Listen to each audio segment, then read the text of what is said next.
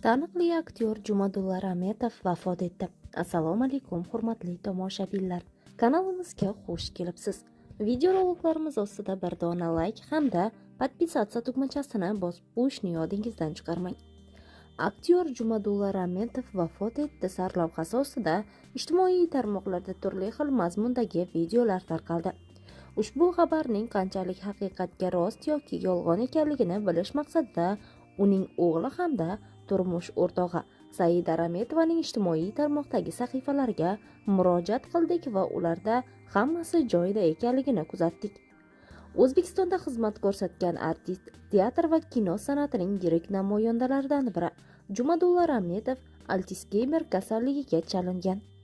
Uning o'g'li Aziz Rametov o'zining ijtimoiy tarmoqdagi sahifasida otasining og'ir xastalikka chalinganiga ishora qilib video joylagan. Aziz Rametov bilan bog'lanib, otasi Jumadulla Rametovning holidan xabar olindi. Ma'lum vaqt xotirasini yo'qotadilar. Bu vaqtda qilgan ishlarini sizga aytib bera olmayman. Xotirasini yo'qotganlarda xayolga sig'maydigan ishlarni qiladilar. Dadam Altsgeymer kasalligi boshlanganiga 2 yil bo'ldi. Hozir bu kasallik kuchaydi. Issiq paytda kechqurun soat 3:00 dan oyoqlari qichib, varaja tutadi.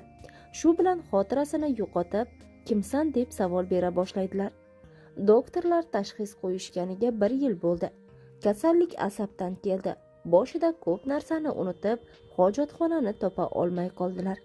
Kasallik shu holatlardan boshlanib, 1 yildan buyon jiddiylashdi deydi aktyor. U so'zida davom etarkan, avvaliga otasining kasalligiga ishonmaganini, qolaversa xonaga kamera qo'yish va boshqa usullar bilan otasining harakatlarini kuzatganligini aytadi. Ada, erkalik qilyapsiz-a deb o'zim boshida ishonmayotgan edim.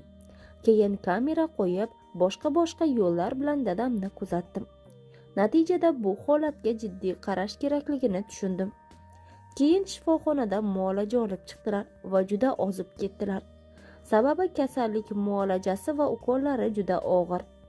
Men otamni shifoxonadan olib chiqib, uyda davolaylik desam, onam yana shifoxonaga yotqizmasak bo'lmaydi, chunki juda og'ir dedilar. Kasallikning eng og'ir holati kecha bo'ldi. Kecha ma'lum vaqt xotirasini yo'qotdilar. 1 yoki 2 soat vaqt davomida hech narsani eslay olmaydilar. Hozir adashmasam, dadam kasallikning 2-bosqichiga o'tdilar.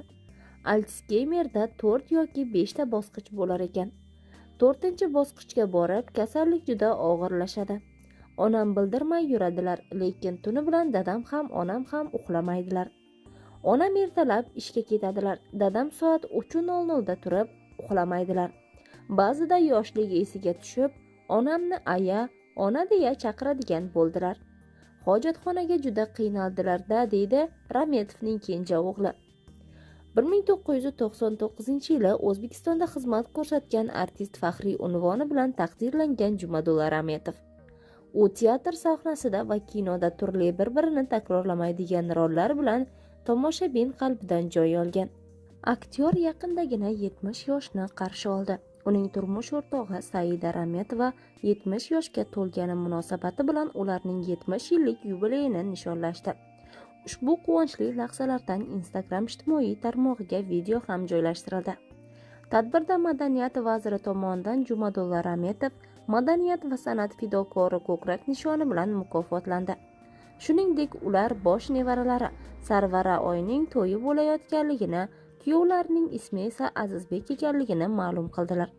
Saida Rametova ushbu kunda o'zini juda xursand his qilganligini, yoshlar baxtli bo'lishini, yaxshi nevaralar berishini tilab, beshik to'yi va aqiqa to'ylariga ham yetkazishini, Alloh nasib etsa, bu jon sifatida nabira to'ylarini o'tkazish nasib qilishini qo'shimcha qildi.